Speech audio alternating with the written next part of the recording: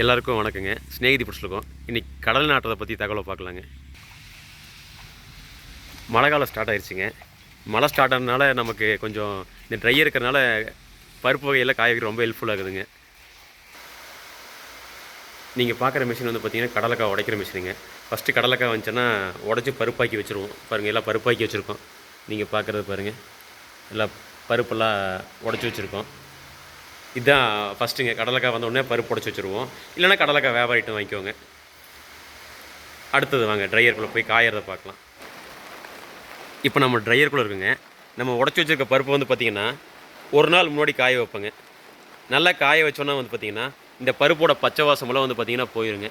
So எந்த பருப்பாக இருந்தாலும் நம்ம காய வைக்க மாட்டவே மாட்டோம். ஒரு நாளைக்கு முன்னாடி காய வச்சு மறுநாள் தான் ஆட்டுவோங்க. இந்த மாதிரி காய வச்சோம்னா நமக்கு சிக்கு வாசம் இல்லை பச்சை வாசம் பொங்கிறது இந்த மாதிரி விஷயங்கள்லாம் வராதுங்க. அதனால் கண்டிப்பாக வந்து பார்த்திங்கன்னா கடலக்காய் உடச்ச கடலக்காயை நாங்கள் ஆட்டுறதுக்கு முன்னாடி வந்து பார்த்திங்கன்னா இந்த மாதிரி காய வச்சு எடுத்துக்குவோங்க. அதுக்கப்புறம் வாங்க போய் ஆட்டுறதை பார்க்கலாம். உணவு உற்பத்தி பண்ணுறவங்க யாராச்சும் இந்த ட்ரையரை பற்றி தகவல் வேணுமுன்னா லோ பட்ஜெட்டில் போடணும்னா கேளுங்க, இலவசமாக சொல்கிறேங்க.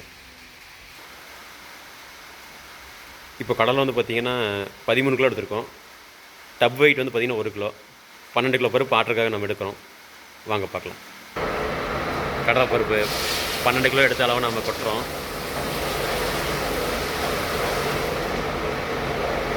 இது கொட்டிக்கு அப்புறம் அடுத்தது தண்ணி வந்து பார்த்திங்கன்னா ஒரு 3/4 லிட்டர் அளவுக்கு ஊற்றணுங்க.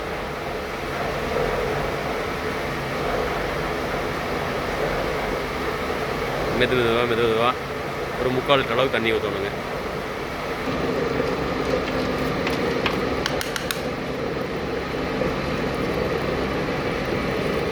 கடலை நல்லா அரைப்பட்டு புண்ணாக்காகும்போது நமக்கு எண்ணெய் இறங்க ஆரம்பிச்சிருங்க.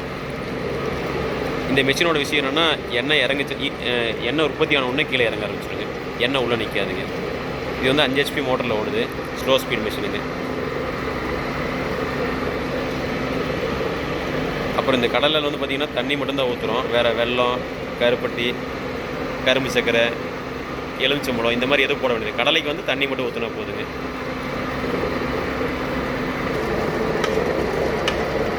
பாருங்க, எண்ணெய் லைட்டாக பால் மாதிரி வர ஆரம்பிச்சிச்சு.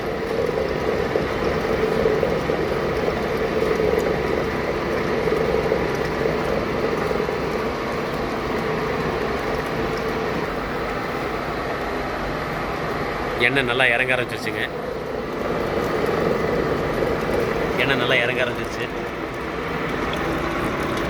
பார்த்தீங்கன்னா தெரியும், நல்லா மஞ்சள் கலராக வரும்.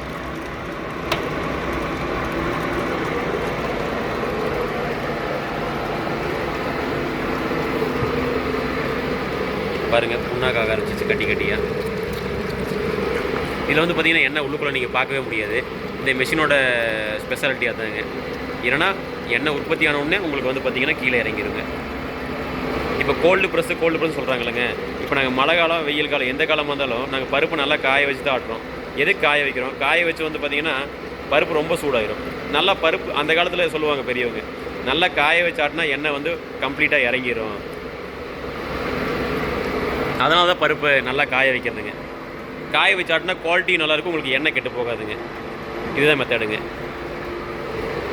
இந்த எண்ணெய் எடுத்ததுக்கப்புறம் எண்ணெய் வந்து 40% 45% எண்ணெய் வருங்க. இதுக்கப்புறம் பாக்கி இருக்கிறதெல்லாம் வந்து பார்த்திங்கன்னா புண்ணாக்கு. இது வந்து பார்த்திங்கன்னா ஆடு மாடு கோழிக்கெல்லாம் போயிடும். உரத்துக்கும் போகுதுங்க, விவசாயத்துக்கு யூஸ் பண்ணுறாங்க. இதுக்கப்புறம் நாங்கள் என்ன பண்ணுறோம் பார்த்திங்கன்னா பாருங்கள், இது வந்து இன்றைக்கி ஆட்டி ஊற்றிட்டுருக்கோம். இது ஃப்ரெஷ்ஷாக இப்போ ஊற்றிட்டு இருக்கிறது. இது வந்து பார்த்திங்கன்னா இந்த மாதிரி ட்ரம்மில் ஊற்றி வச்சுருவோம். இது வந்து ஒரு 10-15 நாளைக்கு தெளியணுங்க. இப்போ நம்ம வந்து பார்த்திங்கன்னா ஒரு நாளைக்கு ஊற்றுற அளவுக்கு ஒரு ட்ரம், இந்த ட்ரம் வந்து பார்த்திங்கன்னா ஒரு 80 லிட்டர் பிடிக்கும்.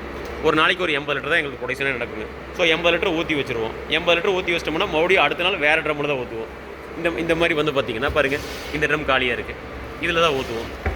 இப்போது ஒரு நாள் ஊற்றுனதை மறுநாள் மறுபடியும் அதே ட்ரம்மில் ஊற்ற மாட்டோம். ஊற்றுனோம்னா என்ன ஆகுனா, ஃபில்டரானது வந்து பார்த்திங்கன்னா மறுபடியும் கதன்னு ஆயிருங்க. ஃபில்டரான எண்ணெயெல்லாம் இதில் இருக்கும். பாருங்கள், இதெல்லாம் நல்லா தெளிஞ்ச எண்ணெய். இந்த மாதிரி பாதி ஊற்றி வச்சுட்டு மறுபடியும் ஊற்றினோம்னா மறுபடியும் ஃபில்ட்ரேஷன் வந்து கெட்டு போகுங்க. இது வந்து நேச்சுரல் ஃபில்ட்ரிங் மெத்தடுங்க. நம்ம எந்தளவுக்கு ப்ரொடக்ஷன் பண்ணுறோமோ அந்தளவுக்கு இந்த ட்ரம்ஸ் எல்லாம் வந்து எச்சா இருக்கணுங்க. இந்த மாதிரி ட்ரம்மு SS ட்ரம்மு வந்து வாங்கி வச்சு ஊற்றி கமர்ஷியலாக வந்து பார்த்தீங்கன்னா செக் எண்ணெய் நிறைய கண்டிப்பாக பண்ண முடியாதுங்க. பண்ணணும்னா அதுக்கேற்ற மாதிரி மெஷின் இருக்கணும், இந்த மாதிரி இட வசதி இருக்கணும். இப்போ நாங்களும் ஒன்றும் இல்லைங்க, அதிகபட்சம் ஒரு 3000 லிட்டர் பண்ணுறோங்க. இப்போ ஒவ்வொன்றுக்கும் ஒவ்வொரு மெஷின் தனித்தனியாக வச்சுருக்கோம். ஸோ கல்லெண்ணெய் வந்து பார்த்தீங்கன்னா கல்லெண்ணெய் ஆட்டிக்கப்புறம் இந்த மாதிரி ட்ரம்மில் ஊற்றி வைக்கிறோம். இது வந்து ஒரு 15 to 20 டேஸ் தெளிஞ்சதுக்கப்புறம் வாங்க போய் எண்ணெய் எப்படின்னு பார்க்கலாங்க. பாருங்கள், பேக் பண்ணி வச்சுருக்கோம். நல்லா மஞ்சள் கலராக வருங்க செக் எண்ணெய்.